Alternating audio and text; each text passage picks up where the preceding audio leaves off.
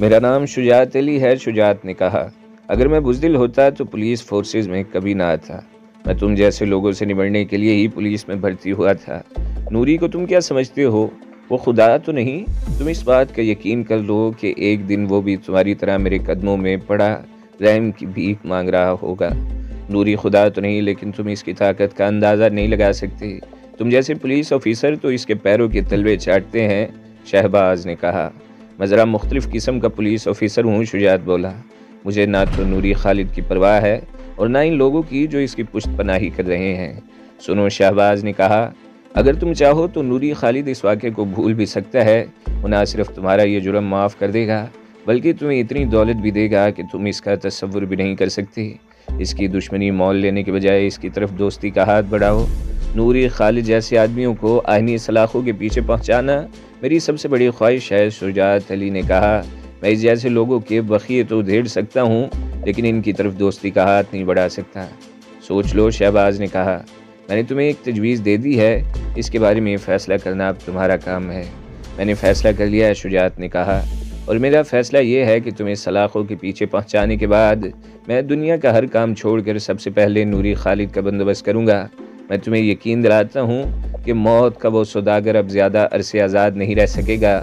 وہ انسان نہیں، شیطان ہے، اور شیطان کو کھلی چھٹی نہیں دی جا سکتی۔ یہ تمہاری خوش فہمی ہے، شہباز نے کہا۔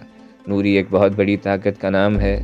تم دو چار اچکوں کو گرفتار کر کے یہ سمجھ رہے ہو کہ بہت بہادر اور فرض شناس پولیس آفیسر ہو۔ تم نوری کو نہیں جانتے۔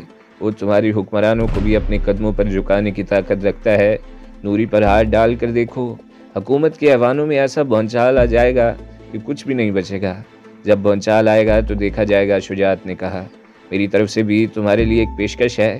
اگر تم نوری کے خفیہ ٹھکانے کا پتہ بتا دو جہاں ہیروئن اور اسلحہ سٹور کیا جاتا ہے تو میں اس کیس میں تمہیں سلطانی گواہ بنا کر تمہارے لیے زیادہ سے زیادہ رعایتیں حاصل کرنے کی کوشش کروں گا۔ نہیں، میں تمہاری یہ پیشکش قبول نہیں کر سکتا، شہباز نے کہا۔ نوری اپنے آدمیوں کی ہر غلطی معاف کر سکتا ہے لیکن غداروں کو وہ معاف نہیں کرتا۔ میں تمہیں تحفظ کی ضمانت دیتا ہوں، وہ تمہارا کچھ بھی نہیں بگاڑ سکے گا، شجاعت نے کہا۔ نہیں، شہباز نے نفی میں سر ہلایا۔ کوئی لالچ، کوئی ترغیب مجھے اس کے خلاف زبان کھولنے پر نہیں اکسا سکتی۔ پہلے تو میں پیار و محبت سے کام نکالنے کی کوشش کرتا ہوں، اور اگر اس طرح کام نہ بنے تو مجھے کچھ اور طریقے بھی آتے ہیں، ایسے طریقے کہ پتھر بھی بولنے پر مجبور ہو جاتے ہیں۔ تھرڈ ڈگری، شہباز بولا۔ تمہاری تھرڈ ڈگری بھی میری زبان نہیں کھلوا سکتی۔ میں ان لوگوں میں سے نہیں جو دو تھپڑ کھا کر فر فر بولنے لگتے ہیں۔ تھرڈ ڈگری کا تو محض نام بدنام ہے، شجاعت مسکرایا۔ میں تم پر جو طریقے استعمال کروں گا ان کی ڈگری کا اندازہ تم نہیں لگا سکو گے۔ خوش فہمی ہے تمہاری، شہباز نے کہا۔ اچھا، اب بکواس بند کرو، شجاعت نے کہا، اور وہاں سے اٹھ کر سڑک کی طرف آ گیا۔ ایمرجنسی کو فون کرنے کے تقریباً 40 منٹ بعد ایک پولیس وین وہاں پہنچ گئی۔ ان کے ساتھ ایمبولینس بھی تھی۔ دونوں گاڑیاں شجاعت علی کی کار کے قریب کھڑی ہو گئیں۔ اس پولیس پارٹی کا انچارج بھی ایک سب انسپیکٹر تھا۔ اس گاڑی کا تعلق اس علاقے کے پولیس اسٹیشن سے تھا اور ایمرجنسی سینٹر سے اطلاع ملنے پر وہ لوگ اس طرف آئے تھے۔ ایک مسلح کانسٹیبل کو گاڑیوں اور بندھے ہوئے شہباز کے پاس چھوڑ دیا گیا اور پولیس پارٹی کے باقی آدمی شجاعت کی رہنمائی میں اس تنگ سے راستے پر نشیب میں اترنے لگے۔ ان کے پاس ٹارچیں بھی تھیں۔ ٹارچوں کی روشنی میں شجاعت کا ریوالور، دونوں پستول اور وہ چاقو بھی مل گیا جو شبینہ نے شجاعت کو دیا تھا۔ گلفراز کے سر پر گولی لگی تھی۔ دو کانسٹیبل اس کی لاش اٹھا کر اوپر لے گئے۔ شجاعت پارٹی کے انچارج سب انسپیکٹر اور دوسرے کانسٹیبلوں کو لے کر ASI حامد حسن کی لاش کے قریب پہنچ گیا۔ ٹارچوں کی روشنی میں حامد حسن کی لاش دیکھ کر پولیس والے بھی کانپ اٹھے۔ اس لاش کو بڑی مشکل سے اٹھا کر اوپر پہنچایا گیا تھا۔ دونوں لاشیں ایمبولینس میں ڈال دی گئیں اور جب بندھے ہوئے شہباز کو اٹھا کر وین میں ڈالا جانے لگا تو شجاعت نے انہیں روک دیا۔ اسے میری گاڑی میں ڈال دو، پچھلی سیٹ پر اس نے کہا۔ کیوں؟ پولیس پارٹی کے انچارج سب انسپیکٹر نے اسے گھورا۔ یہ میرا مجرم ہے، اسے میں لے کر جاؤں گا، شجاعت علی نے کہا۔ ASI حامد حسن اور اپنے ساتھی کو بھی اس نے قتل کیا ہے، اسے میں اپنی تحویل میں رکھوں گا، لیکن یہ کیس میرے تھانے کی حدود میں ہوا ہے، گرفتار ہونے والا ملزم بھی ہماری تحویل میں رہے گا، سب انسپیکٹر نے کہا۔ یہ میرا کیس ہے اور ملزم میری تحویل میں رہے گا، شجاعت نے کہا۔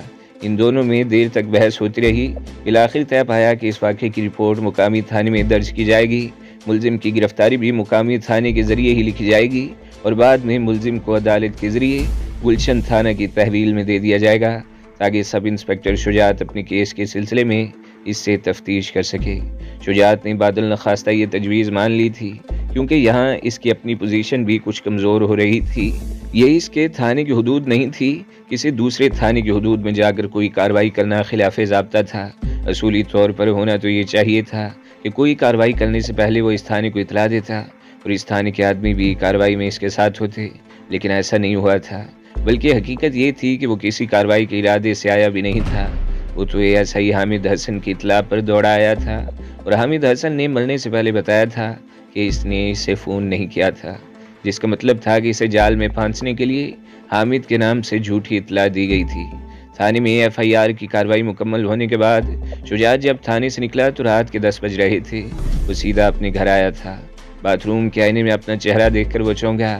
پھولی ہوئی پکوڑے جیسی ناک، کٹا ہوا ہونٹ، دائیں رخسار پر سیاہ دھبا اور بائیں آنکھ قدرے سوجی ہوئی تھی۔ اسے یقین نہیں آ رہا تھا کہ یہ اس کا چہرہ ہے، لیکن بہرحال اسے یقین کرنا ہی پڑا کہ یہ بگڑا ہوا چہرہ اسی کا ہے۔ ان کمبختوں نے ٹھیک ٹھاک مار لگائی تھی۔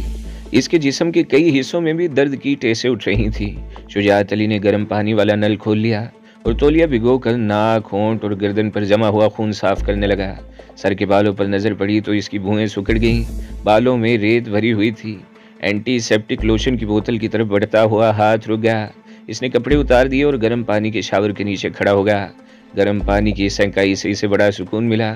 وہ کتنی دیر تک شاور کے نیچے کھڑا رہا، پھر جسم پہنچ کر بگڑے ہوئے چہرے پر اینٹی سیپٹک لوشن لگایا اور لباس پہن کر باتھ روم سے باہر آ گیا۔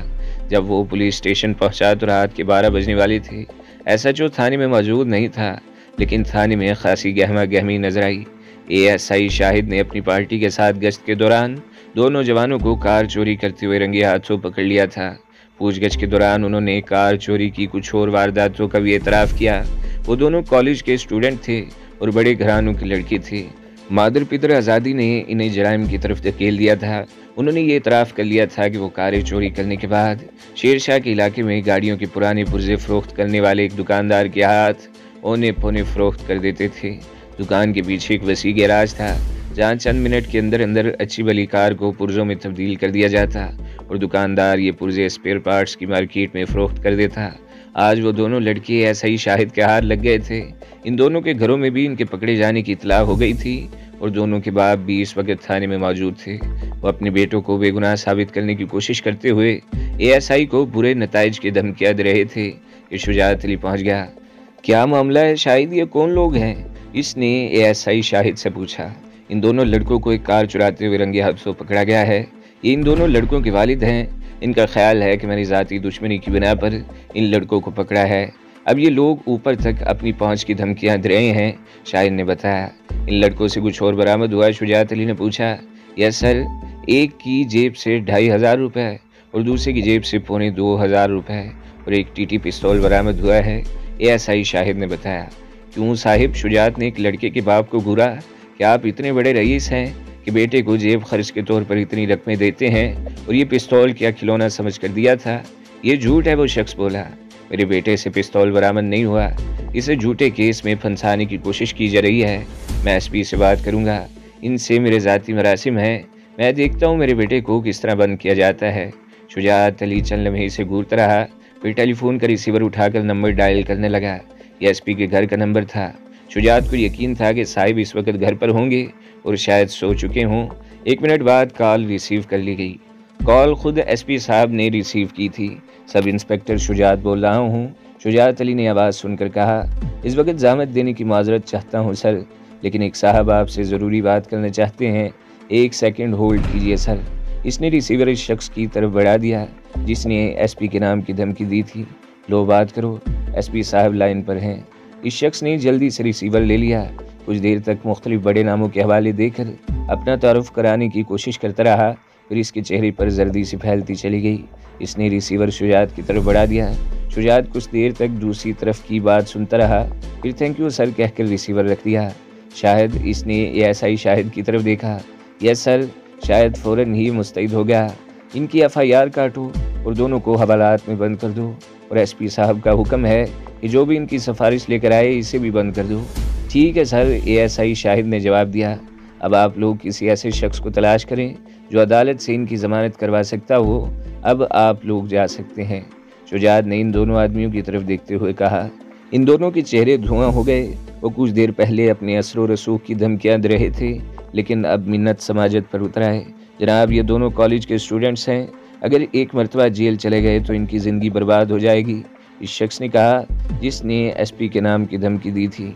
इनकी बर्बादी का आगाज़ तो उसी रोज़ हो गया था जब आप लोगों ने इनकी तरफ से आंखें बंद कर ली थी। शुजात ने इसे घूरा। क्या आपने कभी ये सोचने की कोशिश नहीं की कि आपका बेटा आधी रात तक कहाँ गायब रहता है?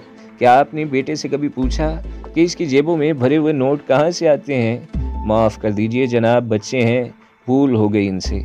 आइंदा ये ऐसी कोई हरकत नहीं करेंगे। जिस तरह भी हो सकता है ये मामला यहीं ख़त्म कर दीजिए। मैं हर तरह के जुर्माने देने को तैयार हूँ, एक शख्स ने कहा। बच्चे हैं, शुजात ने इसे घूरा। जिसने किताबें फेंक कर पिस्तौल हाथ में पकड़ लिया हो वो ना समझ बच्चा नहीं हो सकता। अभी तो इनसे ये मालूम करना है कि उन्होंने पिस्तौल कहाँ से लिया था और कार चोरी के अलावा और कौन कौन सी वारदातें कर चुके हैं। आप मेरा वक्त ज़ाया मत कीजिए और तशरीफ़ ले जाइए। वो दोनों आदमी देर तक मिन्नत समाजत करते रहे, मगर शुजात के कान पर जूं तक नहीं रेंगी। वो दोनों लड़के मुजरिम थे और किसी मुजरिम को वो किसी तौर भी माफ़ नहीं कर सकता था। इसी दौरान एसएचओ भी आ गया। वो दोनों आदमी अब एसएचओ की मिन्नत समाजत करने लगे थे। एसएचओ से शुजात की ज़रा लगती थी। वो इन लड़कों का मामला मुकमुका करने पर तैयार नजर आ रहा था। इसने शुजात को अपने कमरे में बुला लिया। क्या मामला है यार? एक छोटी सी बात को इतना बड़ा मसला क्यों बना रहे हो? लानत भेजो इन पर, 2-4 हाथ मार कर छोड़ दो, एसएचओ ने कहा। हालांकि वो जानता था कि शुजात इसका मातहत होने के बावजूद इसकी बात नहीं मानेगा। आप छोटी सी बात कर रहे हैं सर, शुजात ने कहा। ये तो पक्के वारदाती हैं। कोई स्टूडेंट ऐसी हरकतें नहीं करता और ना ही वो जेब में पिस्तौल लेकर घूमता है। एसपी साहब का ऑर्डर भी यही है कि इनके खिलाफ एफआईआर दर्ज करके इन्हें हवालात में बंद कर दिया जाए।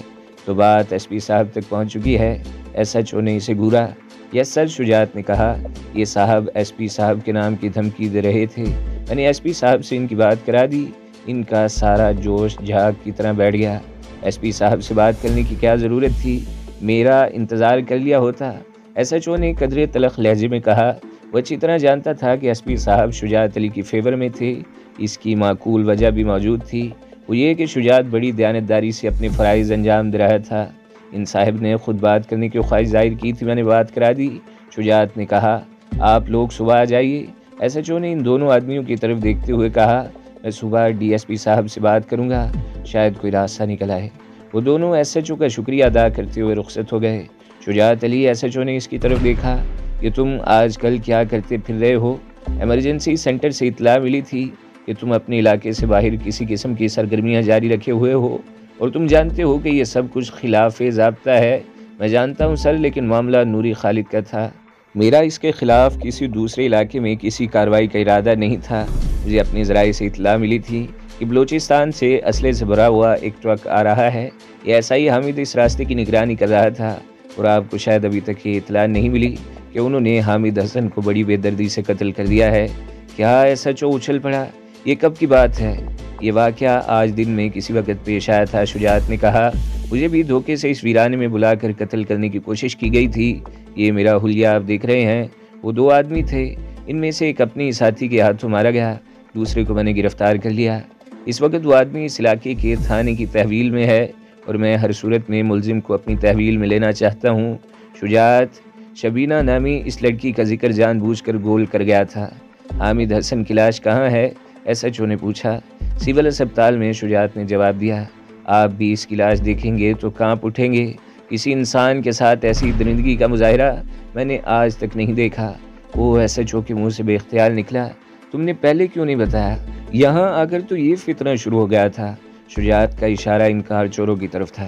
दरअसल यही वो लोग हैं जो पहले छोटी छोटी वारदातें करते हैं, इनके हौसले बढ़ते हैं और फिर ये ऐसे ख़तरनाक मुजरिम बन जाते हैं कि इन पर काबू पाना मुश्किल हो जाता है। एसएचओ चलने में कुछ सोचता रहा, फिर इसने फ़ोन की तरफ हाथ बढ़ाया ही था कि फ़ोन की घंटी बज उठी। इसने रिसीवर उठा लिया।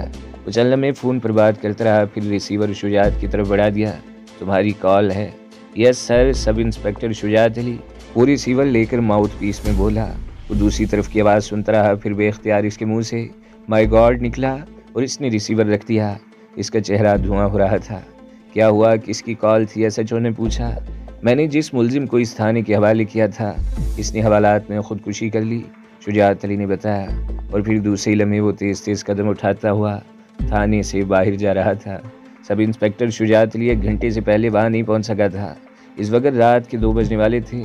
تھانے کا گیٹ بند تھا اور اندر کی طرف سے 2 آدمیوں کی باتوں کی آواز سنائی دے رہی تھی۔ شجاعت علی نے کار سے اتر کر آئینی گیٹ پر دستک دی۔ چھوٹا دروازہ کھل گیا۔ وہ سنتری تھا جس نے لاٹھی کی طرح ایک ہاتھ میں رائفل اٹھا رکھی تھی اور دوسرے ہاتھ کی انگلیوں میں سگریٹ دبا ہوا تھا۔ شجاعت علی جب اندر داخل ہوا تو سنتری نے اسے روکنے کی کوشش نہیں کی تھی۔ تھا تو وہ سب انسپکٹر، لیکن کراچی کے تمام تھانوں کا عملہ اسے پہچانتا تھا۔ اس کی وجہ شاید یہ تھی کہ وہ ملزموں کے تعاقب میں ہر جگہ پہنچ جاتا تھا۔ اس نے کبھی یہ پرواہ نہیں کی تھی کہ جس علاقے میں وہ کارروائی کر رہا ہے وہ علاقہ اس کے تھانے کی حدود میں ہے بھی یا نہیں۔ یہ کیا کر لیا سر جی؟ سنتری نے اس کے بگڑے ہوئے چہرے کی طرف دیکھتے ہوئے کہا۔ معلوم ہوتا ہے کہ کسی تگڑے آدمی سے ٹاکرا ہو گیا تھا۔ ایسے ٹاکرے تو روز ہی ہوتے ہیں، شجاعت علی نے کہتے ہوئے دوسرے آدمی کی طرف دیکھا جو ایک طرف کرسی پر بیٹھا سگریٹ کی کش لگا رہا تھا۔ وہ بھی کانسٹیبل ہی تھا اور سادہ لباس میں تھا۔ اس نے بھی اٹھ کر شجاعت علی کو سلام کیا۔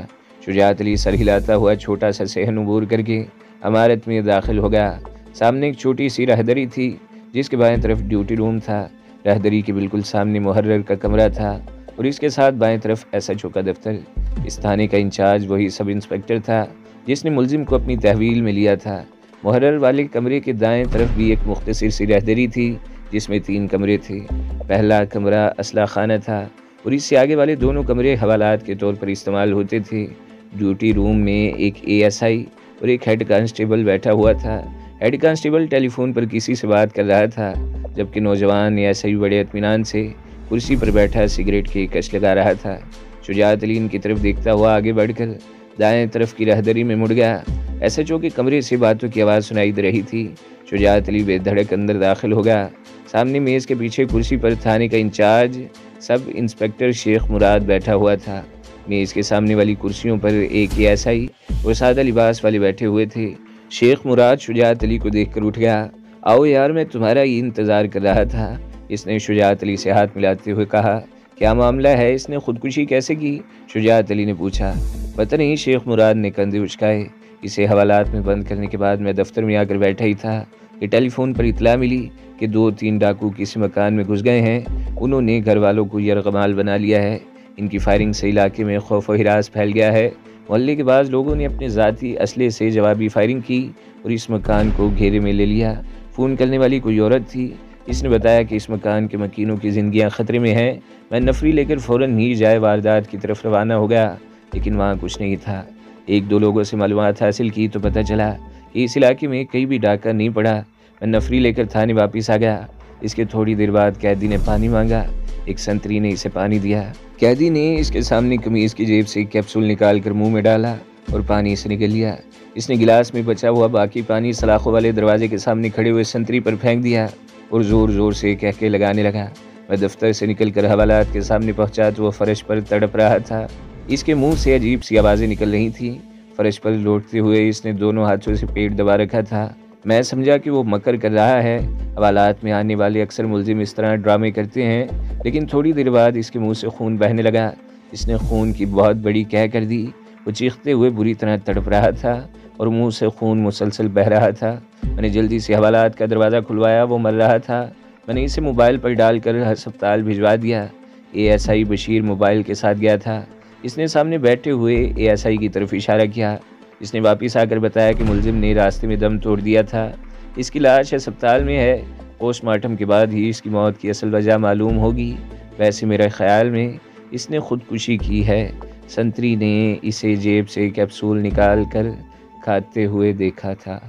تو دوستو، اگلی قسط سننے کے لیے ہمارے چینل کو ضرور سبسکرائب کریں، ویڈیو کو لائک کریں اور بیل کے آئیکن پر بھی کلک کر دیں تاکہ ہر جو آنے والی ویڈیوز ہیں وہ آپ کو سب سے پہلے ملتی رہیں۔